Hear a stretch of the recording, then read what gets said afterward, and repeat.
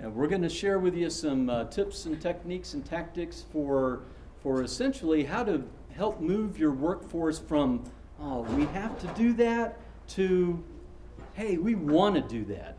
Okay, and so hopefully we'll be able to share some things with you and have you involved in some of our exercises that you'll pick up on and will enjoy and will want to share with others as well. So to get going, our expectations are that we're going to be able to share some mechanisms with you that will help improve the engagement of your workforce and your efforts towards improving the culture, especially towards performance excellence. We hope that you learned something of value, and as I just mentioned, we want to make sure that you have fun in the process. And we hope that that's why you're here too.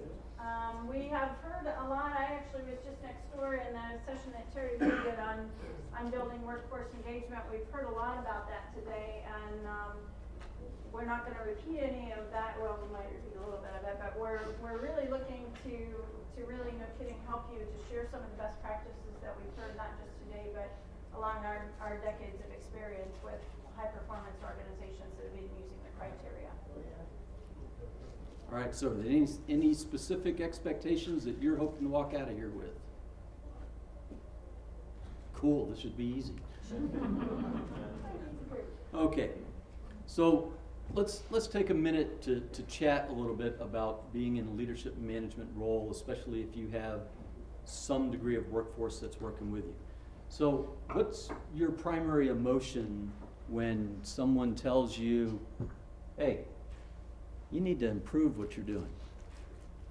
Let's hear some one-word shout-outs, one-word emotion descriptions. How do you feel? Say again? Defensive. Any others?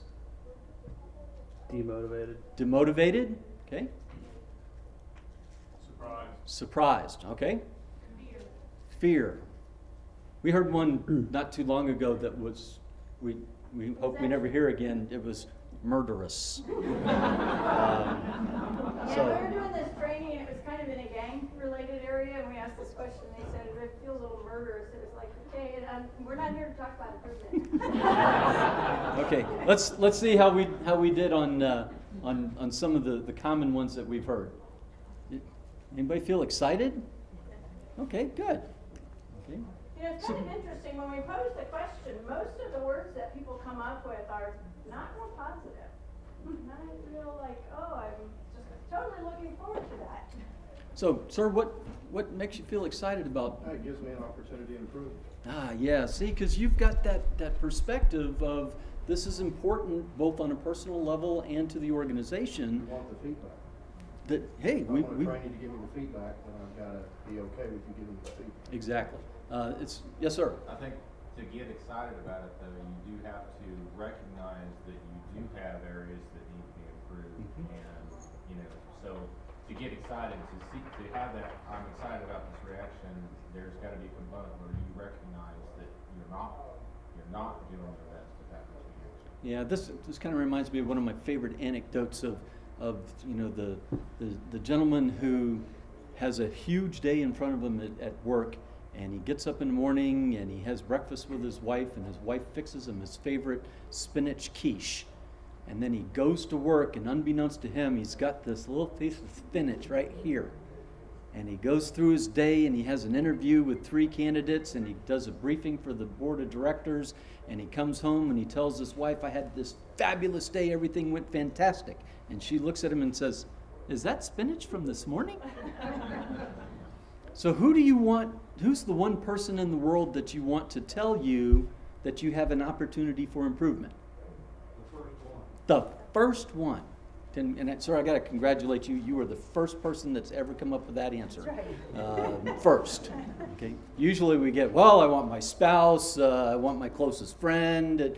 No, it's the first person. And we honestly, our approach to opportunities for improvement is that an opportunity for improvement that someone identifies to you demonstrates that they care enough about you and the organization to give you this gift, this opportunity for you to make those improvements as opposed to them improving you.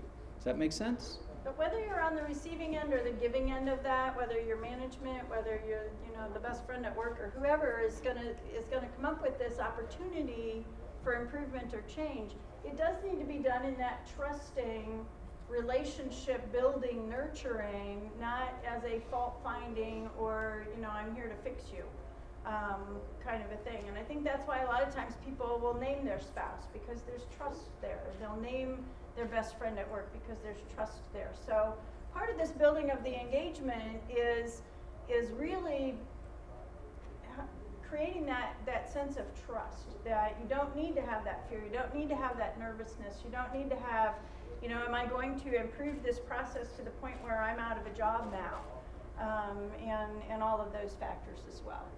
And what we found is that a lot of the responses that we get from people that, in response to the question, what will it take for you to be excited, is one, is that they understand the need for change. And that two, that they get the opportunity to be a part of that change so that they have some ownership of it, their thumbprints are on it, and as it becomes better, they're able to reflect back that said, I had a part in that. I had the opportunity to help make this a better thing for our organization. Okay, we are Baldrige Zealots. We do this, we like to share the best practices. We've both learned a lot over our decades of experience with the criteria, and we really do go to the glossary of Baldrige a fair amount. And the glossary, for those of you that don't know, the glossary, the criteria, the whole book evolves based on what all of us put into it and the best practices that are identified out there in the country and beyond, the research studies, etc. But the Baldrige definition of workforce engagement, and we added the highlights, the underscores, but it's really that emotional and intellectual commitment that people have to the work and the mission and the vision of the organization.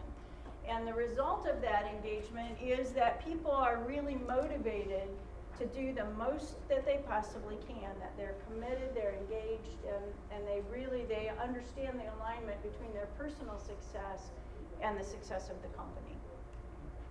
So, when we look at when the individuals that are in your workforce and their relationship to whatever the particular change is, we really want it to be able to where they can see themselves in the change. They can see either the personal benefits of the change coming to them. They have to work less, they don't have to put as much effort, they're going to be saving resources, they're going to be saving time, but something so that they, no kidding, get to see the big picture of the change.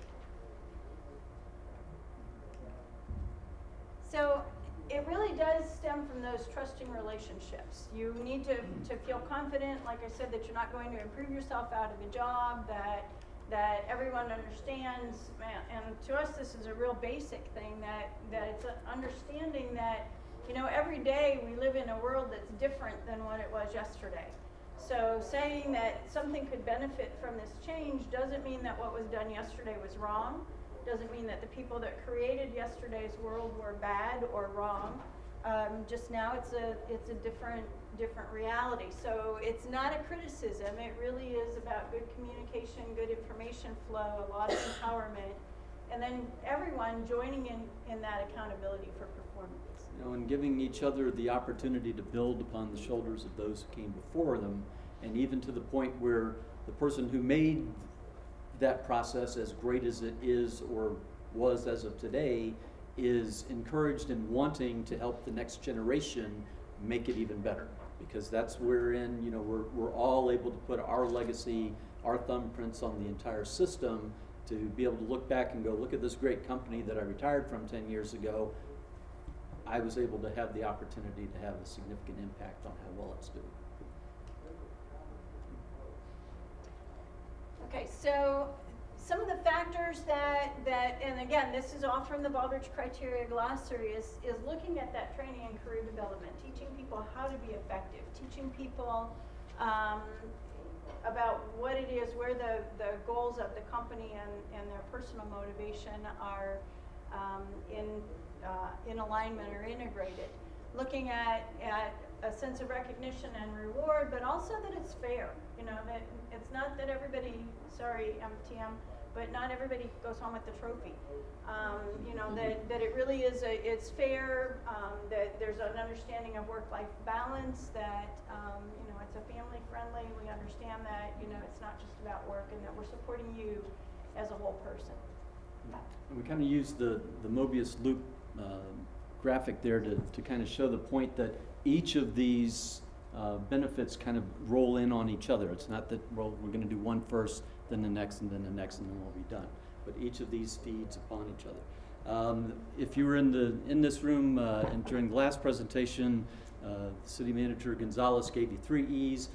You got 2 of us, so guess how many E's you're going to get? Double. 6. Okay.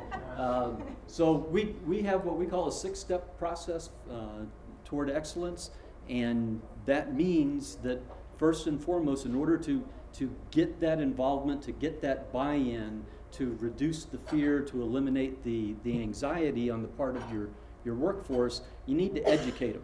And he talked a little bit about that they conducted training in Lean and Six Sigma with the workforce and how they faced some of the resistance of that. But what we found is that when you educate your workforce first in a non-threatening environment, and then you equip them with the tools that they need, whether those be academic tools or intellectual tools or physical tools, and then empower them to go forth and do the great things that need to be done, that they're able to start taking on that mantle of ownership of it, and then you put them in gear, go, okay, go forth and do this project. As Mr. Gonzalez showed the project with the truck, it was all done with the employees.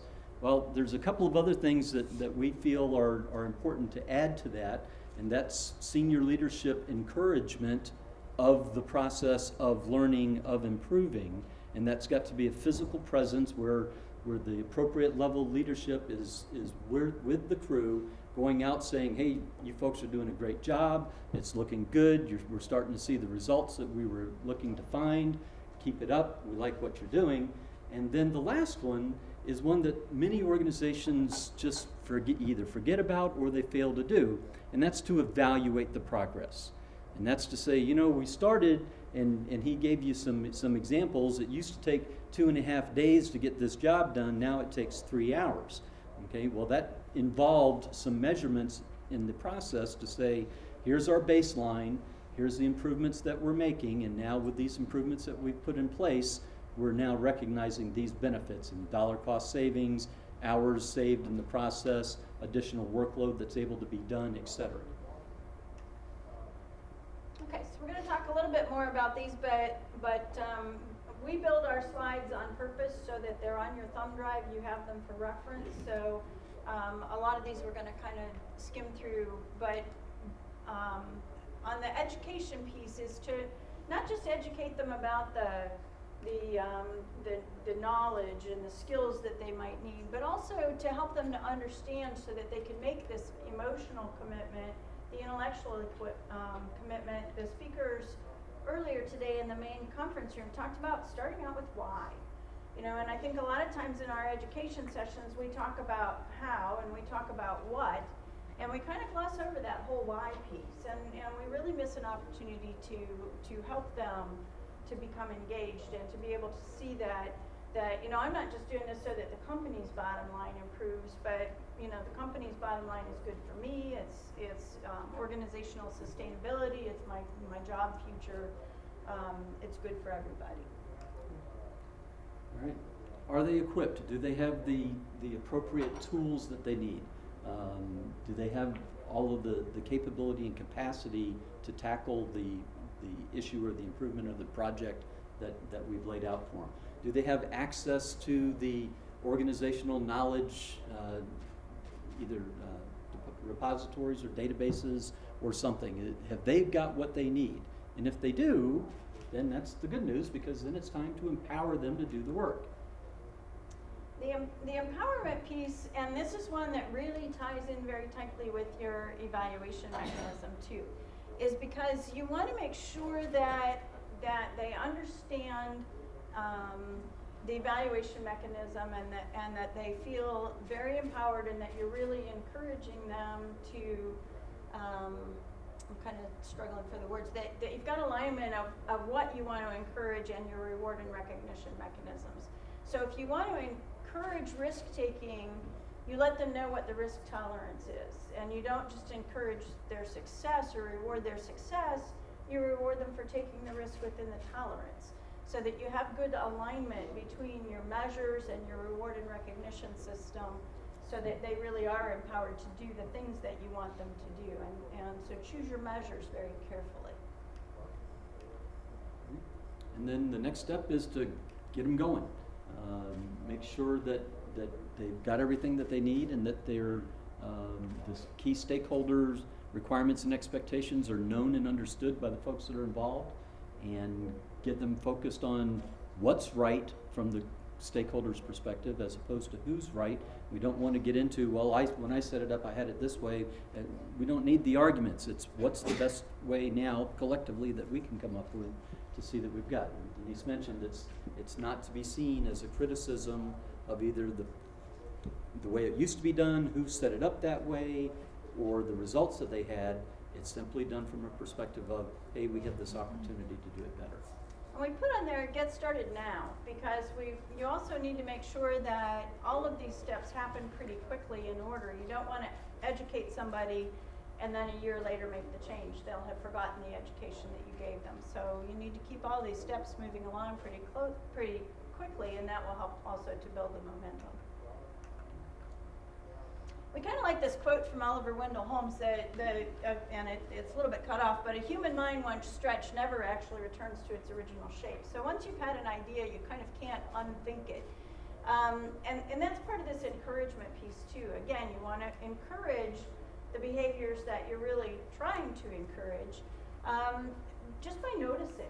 And we've had a couple speakers today have talked about money as a motivator, and that maybe it's not the most powerful one. Just somebody saying, you know, I noticed what you did, good job. Even if that's a peer. And then somebody else kind of piling on. All of that is very helpful. So we want to encourage the change efforts. We certainly want to encourage the successes. But we want to make sure that, you know, it's good to be out of the box.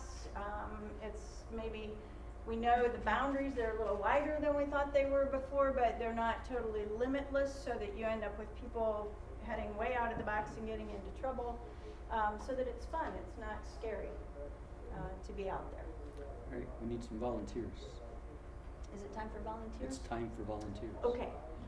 Just in the interest of time, and again, I'm going to encourage you to think a little bit out of the box, and this is not going to be scary, but I'm going to ask if maybe this group of maybe like 6 of you from right in here will join me up front, and maybe the front 6 over here on this side come up over there. And then I need 2 volunteers that have a phone with a stopwatch feature, because each team needs a timer. Come on, right up here.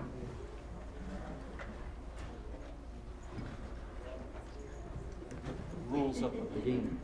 We have heard it said from a Baldrige Award recipient that you guys just are so good about volunteering. Actually, you were voluntold. If you don't know that word, it's a really good word to use. You've been voluntold that you're going to be up here to help us with this game.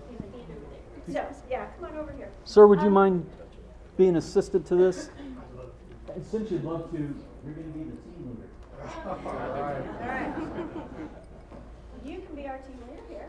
There you go. So here's the rules. We have a timer for each of the teams. Okay, we have a volunteer to be a timer. Yeah. We have a timer. You got it? All right, you got it. I got it. Okay. Actually, we need a timer that's not on the team though. So if we have another team person or somebody We have with a timer for our team over here on the left, Timer? and one All right. over here on the right. All right. So here's the deal. Both of your teams, you work for the same organization. Okay, so you're 2 different teams, but you really still all work for the same organization. And you have a ball here. Each of you has a ball. So we want you to take the ball, and just as a walkthrough, we want you to take the ball and pass it down the row, and then the last person needs to take it back to the first person and give it back to the first person. Oh, yeah, see, each time the ball touches the floor, there's a 5-second penalty. Okay. So, the rules are that all team members, you can read them up there, they're actually behind you guys, but all team members need to touch the ball in the same order that you just did it, and it needs to end up with the first person, the team lead. Only one person can be in contact with the ball at a time, and every time the ball touches the floor, unfortunately, we add 5 seconds onto your total time. Okay, so the object is to pass it as quickly as you can. All right? Okay, so now can we get the timers to come up? There's no need to watch. You need to see when it goes from the hand of the team leader back to the hand of the team leader. Oh, we have a cycle of improvement. They've turned themselves into circles. Okay. All right, are you ready? Timer's ready. Timer's ready, set, go. No, you just have to go around once. And then you're done. Just back to the start. Just back to the start and then yell out done so your timer knows when you're done. Okay, Okay. all right, We'll call a false start. Let's start again. okay. Okay. On your mark, get set, go. Okay, Okay? How was their time? 2.7 seconds. How was the time over here? 10.7 if you add their 5-second All right, penalty. yeah. We smoked them the first time. 2.7 and 10.7. All right, that's round one. Okay. Okay, Round one. now So, very quickly, talk amongst yourselves, how could you improve your process? figure out how to improve your process.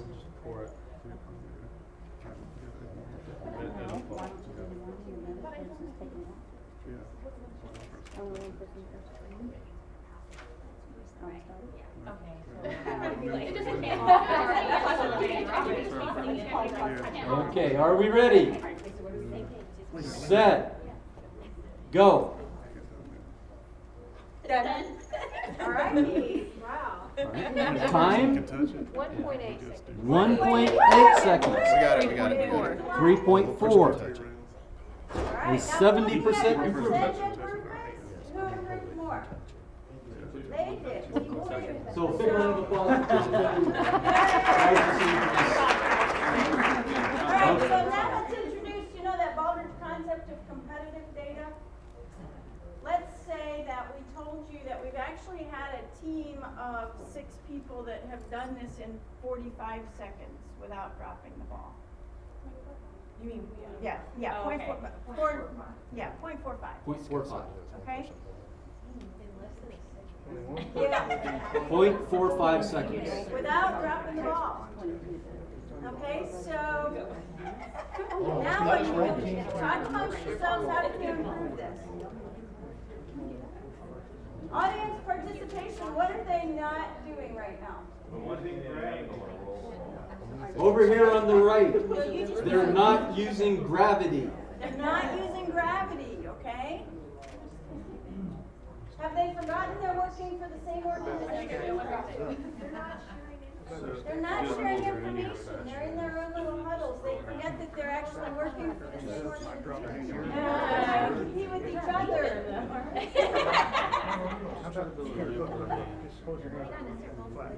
Okay, we're gonna give you one more time. Let's see if you can beat 0.45 seconds. You ready? On your mark, I've got to be the last one. get set, go.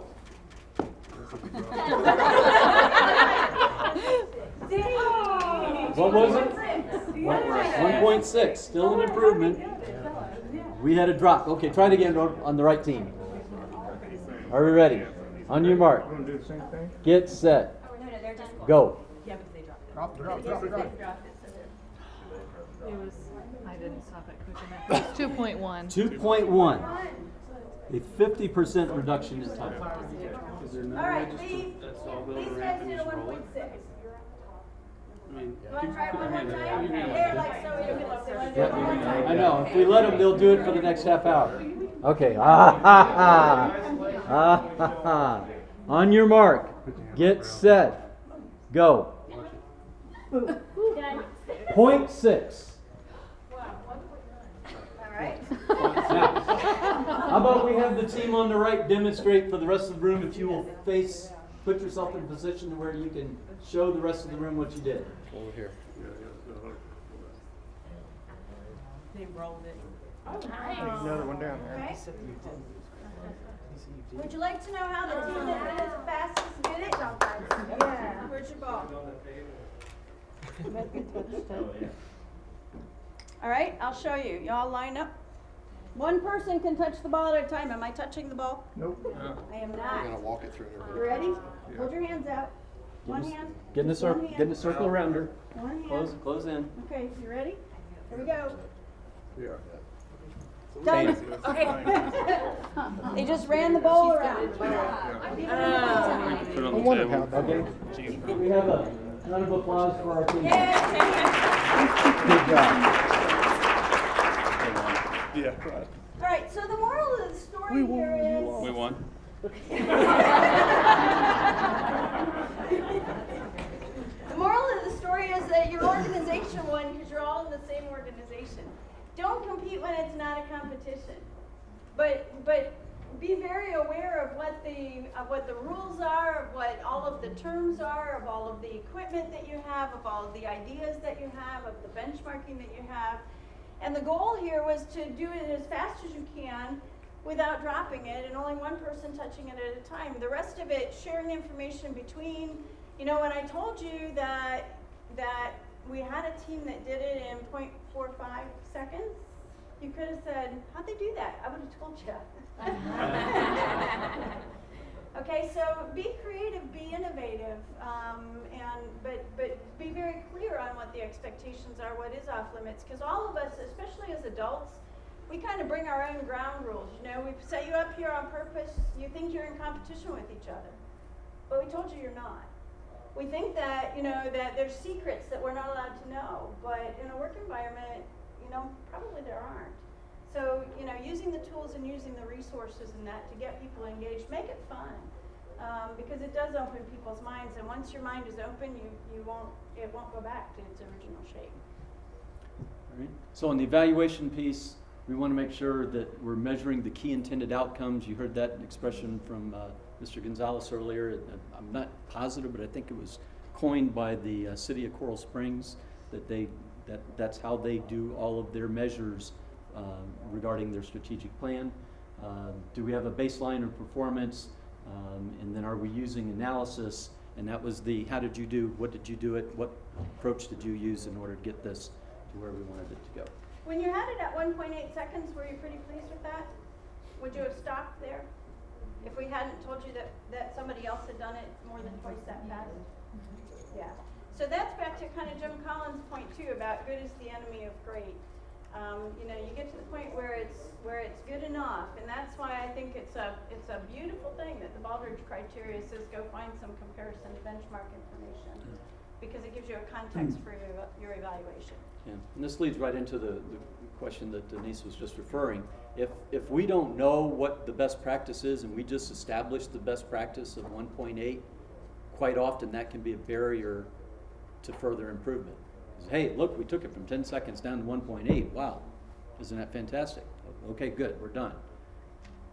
But without that exploration, without that encouragement, without the evaluation of what is possible and the use of other no-kidding benchmarks, and that's why we brought in, we've seen it done in less than half a second. It also is a question of, are you going to measure the raw score, the time that it took you to do it, or are we going to reward and recognize the improvement, the percent improvement that the second team had when they went from whatever it was, 10-something seconds down to 2 seconds? Okay. So a question for all of you. What are some of the things that our leaders can do to personally role model the attributes of our desired culture?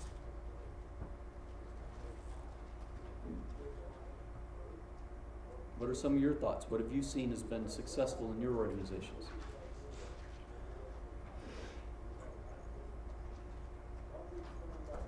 None, that's why they're here. Go ahead. I take a higher level of emotion involvement because I think people move from emotion. And so if I'm connected emotionally, I get more inspiration. I get more of the inspired work than I do of the I have to.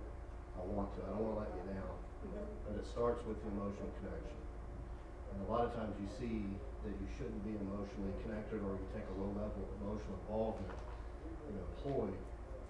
I see that more of management, not leadership. That's more of transactional and not transformational. Here's another issue that frequently comes up as a barrier is what's the organizational tolerance for transparency? Are we willing to acknowledge failure? Are we willing to acknowledge attempts that didn't make it? Or is that something that we squirrel away in the black box side of the house? Do we have leaders that are there congratulating people because they didn't achieve the specific desired goal, but admiring the effort and encouraging the continued effort? Those are some issues at the leadership level, and for every organization, their particular culture is going to drive some variation of how senior leaders are personally and actively engaged in fostering that environment for innovation. We were doing actually strategic planning with a city, and when we were talking about their measures of their plans and you know, what were they going to measure, and kind of challenging them a little bit, because most of what they had was not real measurable. It was feel-good stuff. They said, we want the feel-good stuff, because if we have measurable stuff and we don't hit it, we're not going to get reelected. So it was a very low tolerance for transparency. What was the first emotion over here on this team when we heard that team over there had it in 2 seconds? We can beat that. Right away. And it could have been, wow, how'd they do that?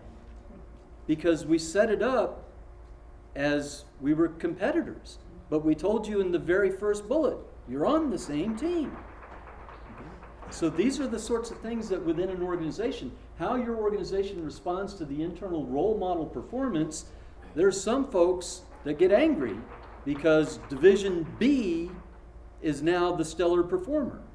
You know, some other folks are just like, oh my gosh, B's outperforming me, I'm in trouble. I'm starting to get worried and nervous now. I may not have a job because the Department B manager is doing better than I am. Someone else might go, oh, hey, good job, man. That's great, B. You guys are really sharp. Congratulations. And hopefully some others are like, wow, that's fantastic. Way to go. We're proud of you. Can you share with us and let us know how you did that so that we too can improve? One of my, and I'm saying this tongue in cheek, but favorite things that I used to hear when I would do new employee orientation, and I would put people out I worked in healthcare, into a hospital, get them into their new unit, and people would come back, and one of the comments that I frequently heard was, yeah, they come in here, these new people from these other places, they have all this stuff that they're talking about. You know, if it was so good where they came from, why don't they just go back? And, you know, what a way to welcome new employees, huh? and be really receptive and open to those new ideas. So, you know, remembering that we're all on the same side, we all work for the same organization, you know, and really fostering that teamwork as opposed to the competitiveness when everybody's in teams within the same organization. And one of the key takeaway here on this slide that we want you to grab hold of is, and I believe in my heart all of you have felt this, whatever the top 3 most important things are to your boss, they fall within your top 4 on a personal level. Is that accurate? And you don't normally have divergent priorities from what your boss thinks is important. Well, if your boss doesn't think innovation is important, if your boss doesn't think rewarding crews for making improvement is important, then that's not necessarily going to be important to you as well. I'm going to talk a little bit about the phases of appreciative inquiry and how that works as a tool for the organization. We frequently hear Lean, we frequently hear Six Sigma. All of us have heard PDSA, PDCA in one form, version in the other. Not too many folks use appreciative inquiry, and I guess if you're not familiar with it, the easiest way I could describe it is it's root cause analysis for what went right last time, as opposed to root cause analysis for what just went wrong.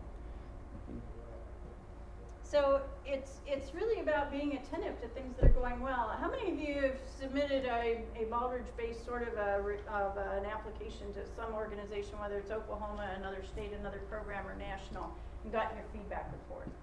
How many of you have been in that situation? What do you go to look at first? All those OPs, yeah. Appreciative inquiry says, look for the strengths. Go reward people for the strengths. Say, this is doing, this is great. Especially the key theme strengths. Those are little hints from the examiner team that you may be the role model here. That's worth celebrating. That's something that you may be on the platform at here or the National Quest Conference at some point.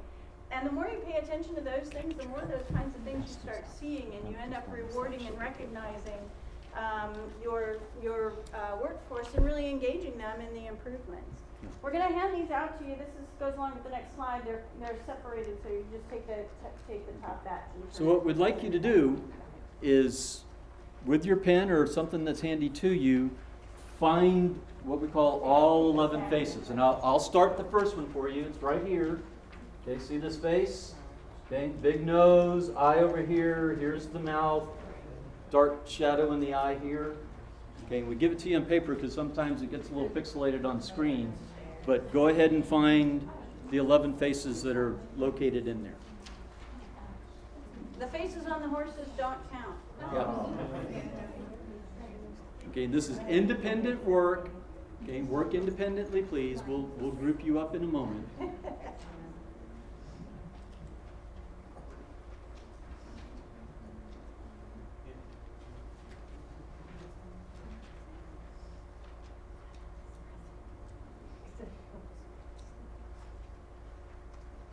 who has one? Everybody find at least one?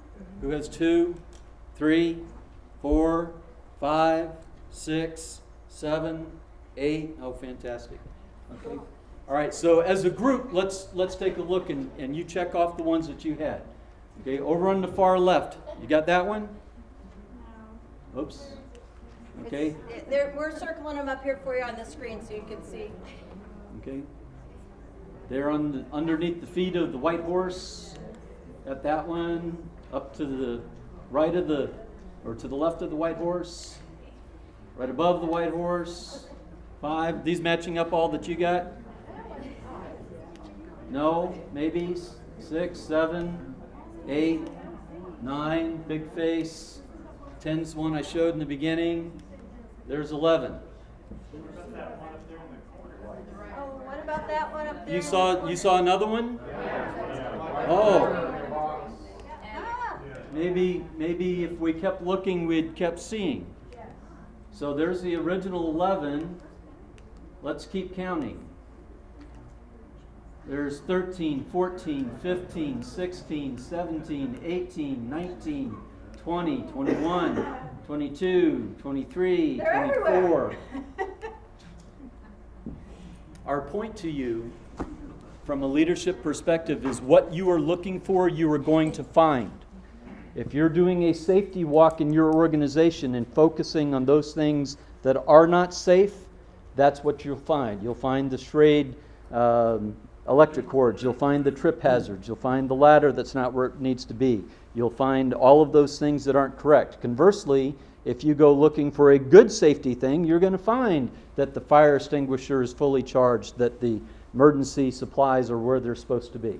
And we encourage this from a leadership perspective of make it a point to yourself or within your organization that you have certain times that you look for certain things because that's what you're going to find.